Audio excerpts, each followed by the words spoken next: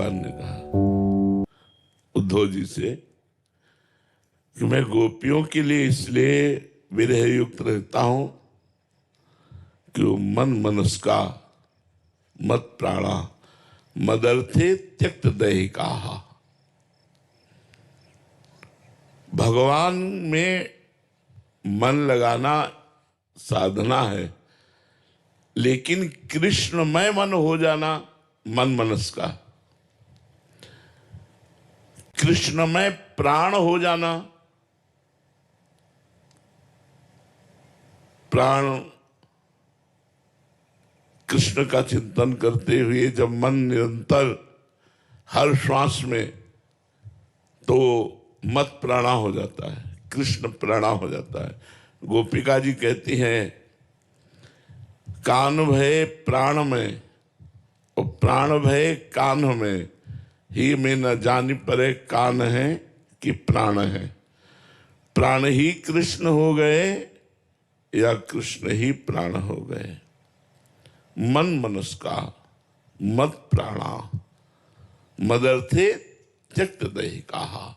मेरे लिए समस्त देह के आचरण समर्पित करना, यह है भगवत प्राप्ति।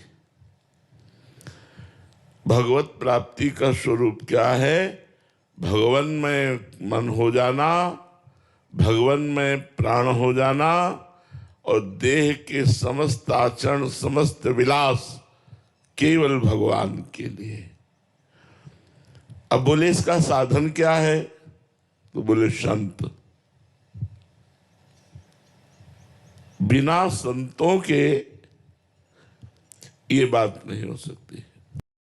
अगर संत संग नहीं मिला तो मन मनस का मत प्राणा मदर्थे त्यक्त देहिका, ये स्थिति नहीं आ सकती। इसलिए कहा है तुलयाम लवेना पिन्ना स्वर्गम ना अपुनर्भवम भगवत संग संगस्य मर्त्यानाम किमुताशिषा। तुलना नहीं की जा सकती संत संग से, मोक्ष सुख की भी, स्वर्ग सुख की भी और मृत्युलोक के सुख की भी। अगर ये तीनों सुख मिला दिए जाए तो भी संत सुख के बराबर नहीं। जो भगवत प्रेमी महात्माओं का संग है उसके बराबर नहीं। तात स्वर्ग अपवर्ग सुख धरी तुला एक अंग, तूल न ताय सकल मिल जो सुख लव सत्संग। लव मात्र क्षण मात्र के सत्संग से जो हमें लाभ मिलता है और कहीं किसी से नहीं मिल सकता। संत का स्वभाव होता है सबका मंगल करना। जो पैसा चाहना, मान प्रतिष्ठा चाहना, भोग चाहना, यश कीर्ति चाहना, ऐसा जा ही ना चाहे कबो कछु। चाह जिसके अंदर मिट गई है वही संत है। चाह मिटी चिंता मिटी, मनुआ बेपरवाह। भगवत चिंतन परायण महापुरुष फिकरी फारी फकनी करे ताको नाम फकीर। जिस फिकर माने होती चिंता, चिंता को ही मिट्टी में मिला दिया, कोई चिंता नहीं, कोई चाह नहीं। बोले संत सबका मंगल करते हैं। अगर वो गुस्सा हो जाए, साप दे दे तो भी तुम्हारा मंगल होगा, मंगल नहीं हो सकता। जैसे देवर्षि नारद जी गुस्सा हो गए नलकूबर मणिग्रीव के ऊपर, नंगे नहा रहे थे गंगा जी में, शराब भी पिए थे और अप्सराओं के साथ केली कर रहे थे।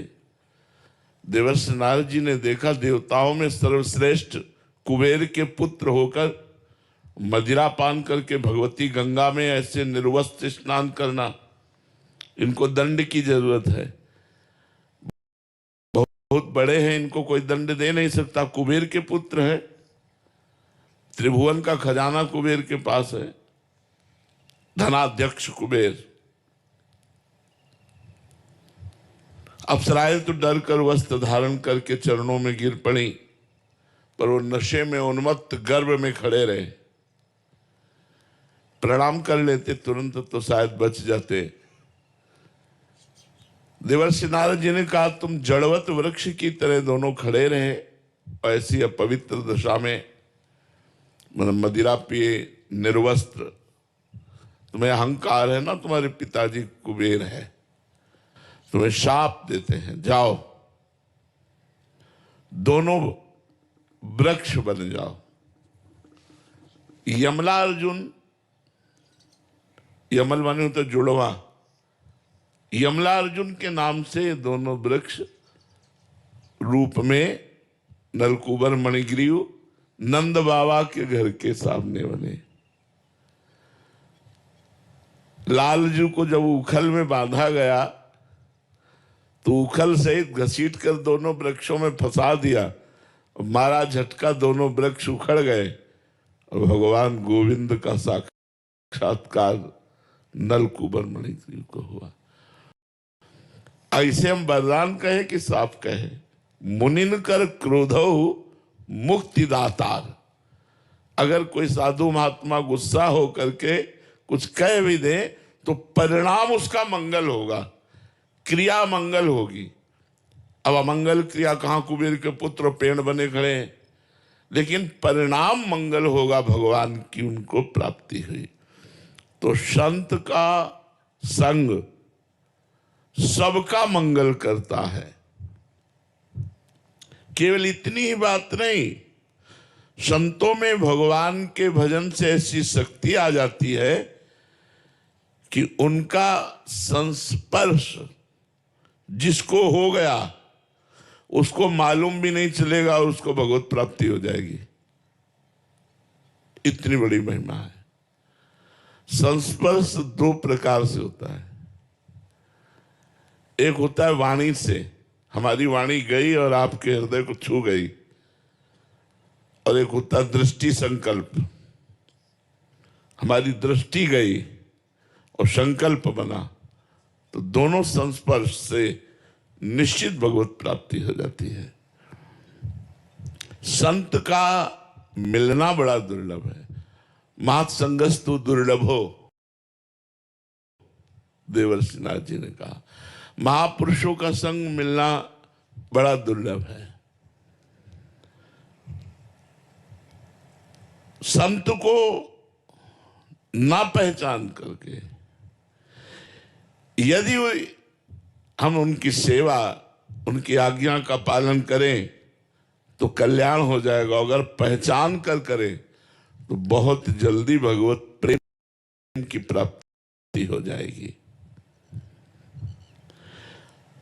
बस संत की अवज्ञा न करे, अवज्ञा माने उनका अनादर न करे।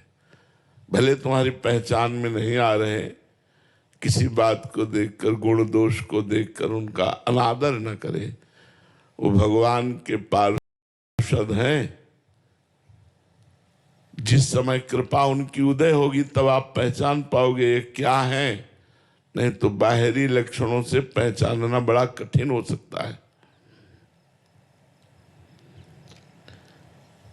जब हम संत संग करते हैं तो हमारे सामने माया एक रचना रचती है, भोगों का प्रलोभन सामने रखती है और भक्ति भगवान को सामने रखती है।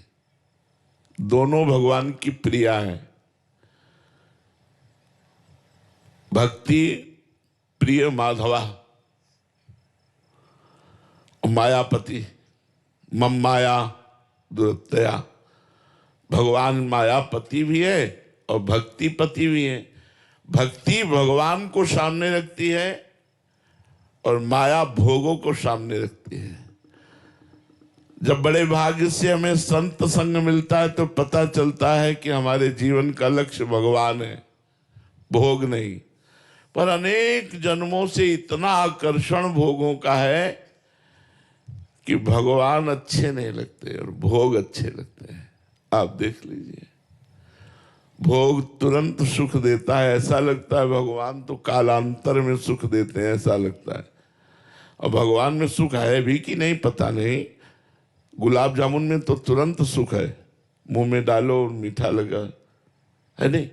इतना भुलावा माया का है कि हम भक्ति मार्ग में चलने की कोशिश करते भी हैं तो हम भोगों को लेके,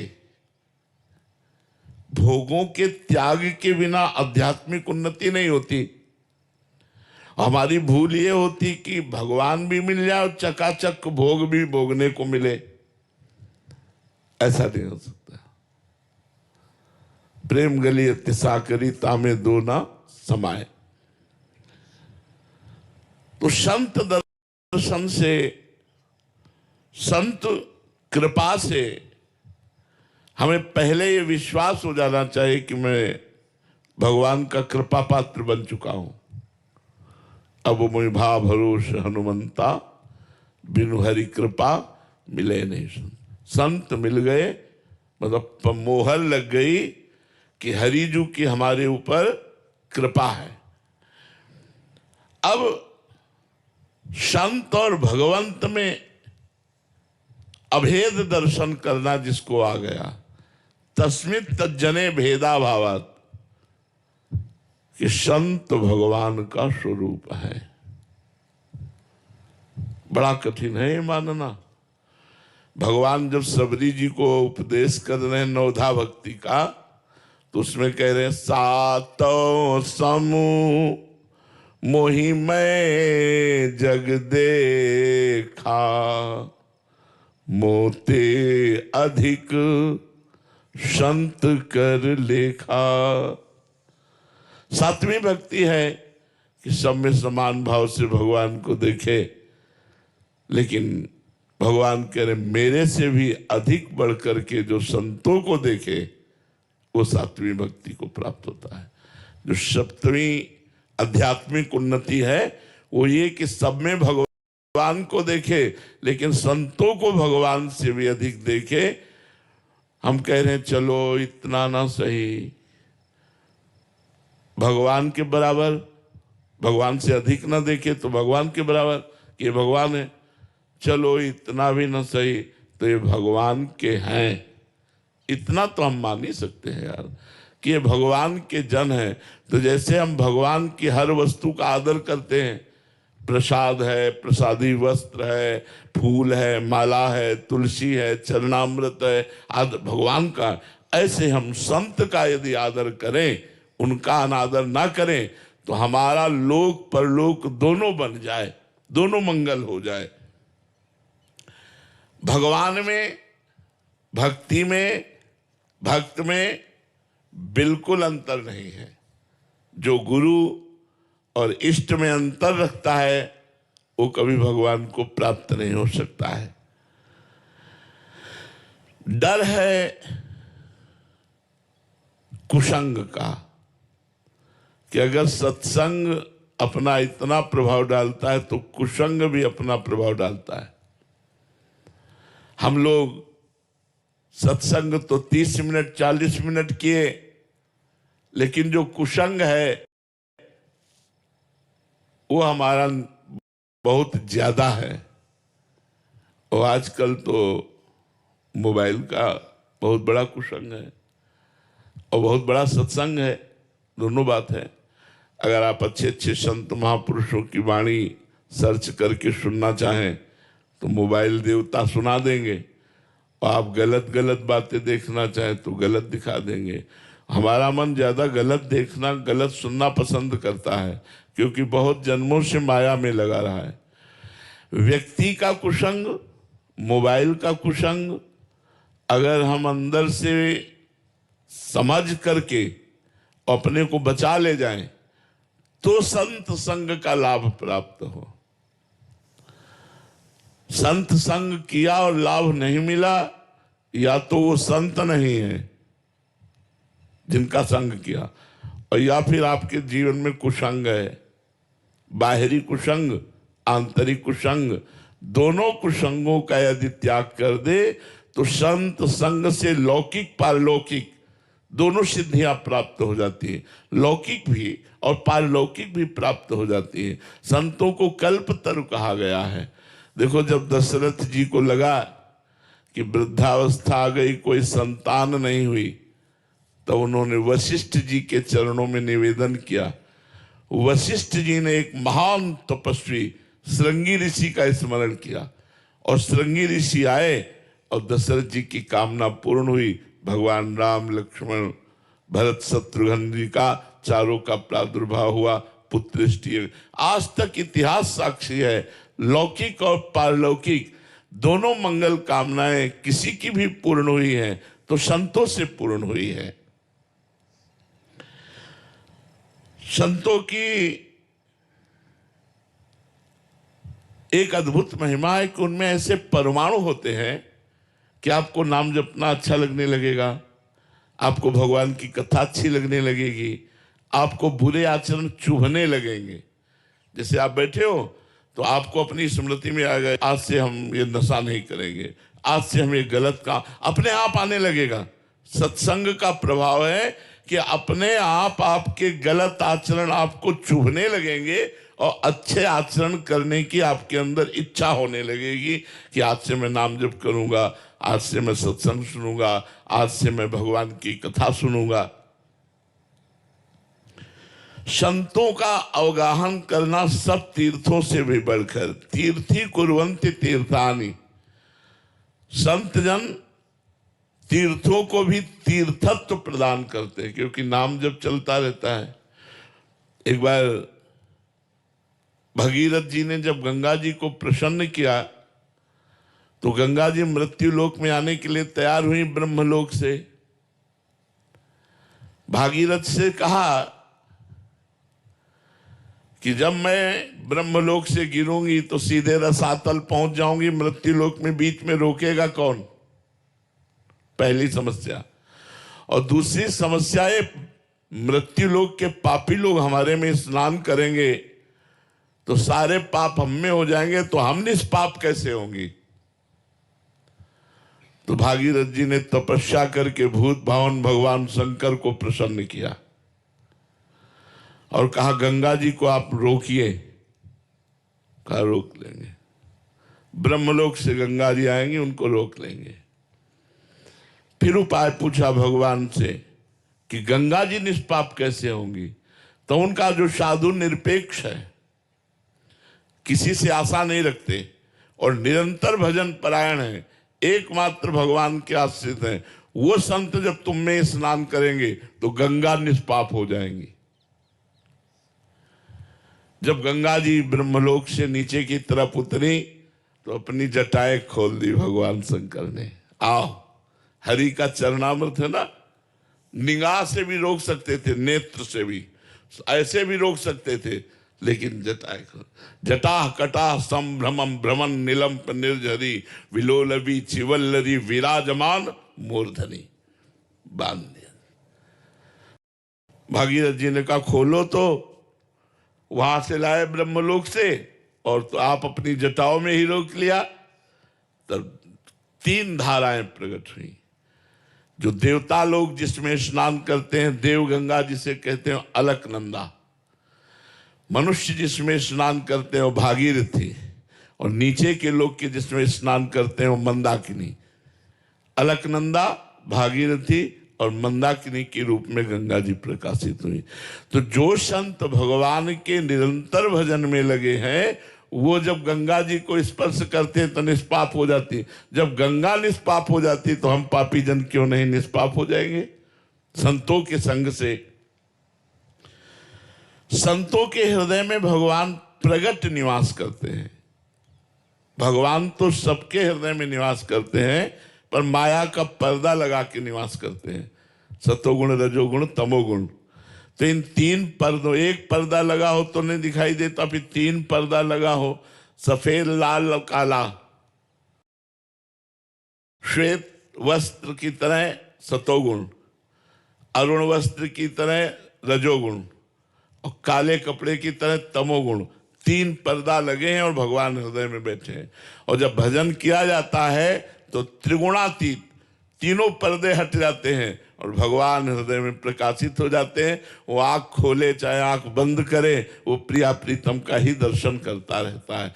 ऐसे संतों के दर्शन से अकथनीय लाभ प्राप्त होता है। अकथनीय माने जो वर्णन नहीं किया जा सकता। बस तन से, मन से, धन से, सब प्रकार से हम ऐसे संतों की सेवा करें, उनका सेवन करें, उनकी आज्ञा का पालन करें। संतों की वाणी का यदि हम अनुसरण करें तो हमारा परम कल्याण निश्चित है। पर सुन करके उसका मनन करें। श्रुता सोई परम सुजान सुनत चित रति करे। श्रुता वही श्रेष्ठ है जो बात सुन करके और हृदय में धारण करके चल पड़े। ऐसे सत्संग न सुने। जैसे एक सेठ जी धनी मानी, उनकी बहुत बड़ी दुकान, सब ऐश्वर्य चल रहा था, उनको था सत्संग रोज सुनना चाहिए, तो रोज सत्संग सुनते थे जाके। 10 वर्ष से सत्संग सुन रहे थे। एक दिन उनको किसी रिश्ते नातेदारी में जाना हुआ तो अपने लड़के से कहा सत्संग सुने आना, हमारा नियम न टूटना पाए। वो सत्संग सुनने गया तो उस दिन गौ माता की महिमा का वर्णन हो रहा था कि यदि गाय तुम्हारे खेत में भी चल रही है, अगर आपको नहीं सहन होता तो प्यार से आप हटा दीजिए, मारिएगा नहीं। वैसे चाहिए तो कि हटाइएगा नहीं, पर अगर धैर्य नहीं है तो आप डंडा लाठी मत मारिए। ऐसा। अब वो नया लड़का सुबह जा करके आटा की बोरियां खोल करके जैसे रखते हैं, मैदे की, बेसन की, सब, और सुबह सुबह ही गाय आ गई, बेसन में मुंह मारी, खाने लगी। वो हाथ जोड़ के खड़ा, सत्संग सुनाता ना, हाथ लाने। सेठ आ चुके थे।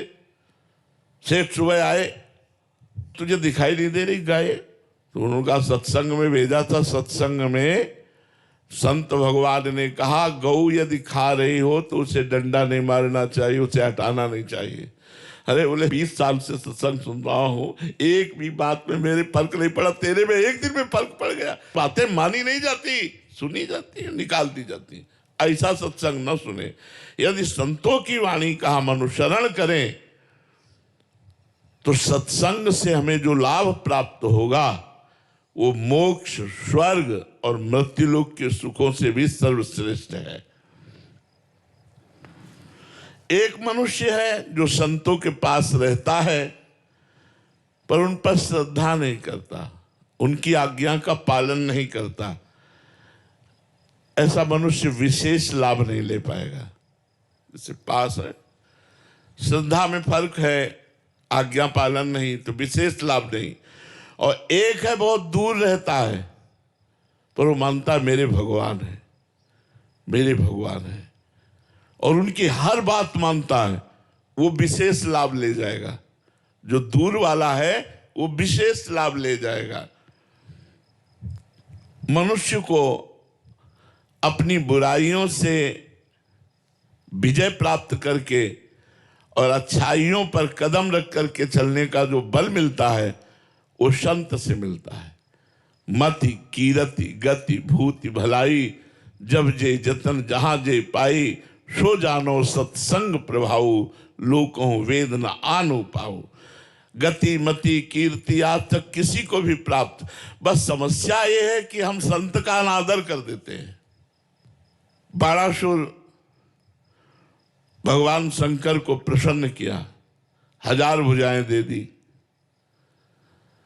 अब 1000 दो भुजाओं में जब बल होता है तो लोग संभाले नहीं संभलते, फिर 1000 भुजाएं हो, 500 इधर 500 इधर, पर्वतों में जाकर रगड़ मारता तो पर्वत चूर हो जाते हैं, कोई लड़ने वाला नहीं। तो भगवान शंकर के पास गए, बोले गुरु अब हमसे युद्ध करो, हमारी भुजाओं में खुजली हो रही। भगवान शंकर हंस दिए, हमारे द्वारा दिए हुए बल से मुझे ही ललकार रहा है, जा तेरी भुजाओं की खुजली मिटाने वाला आ गया है। तो भगवान श्री कृष्ण ने जब बाणासुर की पुत्री उषा को अनिरुद्ध जी से तो फिर काटा, सब भुजाएं काटी, 4 भुजाएं क्यों नहीं। शास्त्राबाहु अर्जुन संत भगवान अवधूत शिरोमणि दत्तात्रेय जी की आराधना की, संग किया, उसको ऐसा आशीर्वाद दिया 80,000 वर्ष तक जवान रहकर विषयों का भोग भोगा, मदान हो गया। संत से मिली शक्ति के द्वारा संत का ही अपमान किया, जमदग्नि ऋषि के आश्रम से जबरदस्ती कामधेनु गाय हटा दी, और जब रोका तो उपद्रव मचाया, यहां तक कि जमदग्नि जी का गला काट लिया। संत अनादर भगवान परशुराम ने काट कर फेंक दिया, पूरे परिवार को, है वंश को मिटा दिया। 21 बार पूरे भूमंडल में ऐसे अत्याचारियों को घूम घूम कर काटा भगवान परशुराम जी ने। संत से ही उन्नति होती है, और संत का अनादर कर देने पर अवनति हो जाती है। यदि हम संत का अनादर ना करें और संत का सदैव आदर करें तो इतने मात्र से भगवत प्राप्ति हो जाएगी। संत संग जो है अपवर्ग कर, कामी भव कर पंथ, संत का संग सीधे। राधा वल्लभ श्री हरिवंश। हमारे पूज्य गुरुजी की बातें सुनने के लिए धन्यवाद। ऐसी और वीडियो पाने के लिए सब्सक्राइब करें तथा बेल आइकॉन दबाना न भूलें, ताकि हर एक वीडियो की जानकारी आपको मिलती रहे। श्री राधा।